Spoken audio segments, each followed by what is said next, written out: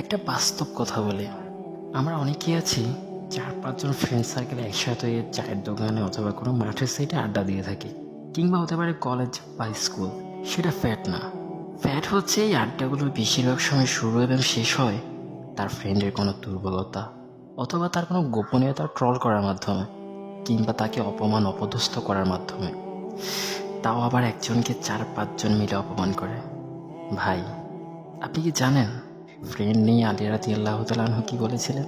তিনি বললেন, যে ফ্রেন্ড তোমাকে মজার ছলে অপমান করে কিংবা অপদস্থ করে তাকে তুই বন্ধুরূপে গ্রহণ করবে না। এই প্রেক্ষিতে এক বুজুর্গ ব্যক্তি বলেছিলেন, তোদের মতো বন্ধু থাকলে আবার শত্রুর কি দরকার। আসলেই তো, একজন সত্যিকারের বন্ধু কখনোই তার একজন সত্যিকারের বন্ধুকে অপমান অপদস্থ করে আনন্দ বোধ করবে না। নিঃসন্দেহে তারাই শত্রু, যারা তোমাকে মজার ছলে অপমান করে। এমন ফ্রেন্ড সার্কেল থেকে দূরে থাকো, তিনি বন্ধু খুঁজো। নিঃসন্দেহে তিনি বন্ধুই হচ্ছে তোমার সত্যিকারের বন্ধু। ওকে, আল্লাহ হাফেজ।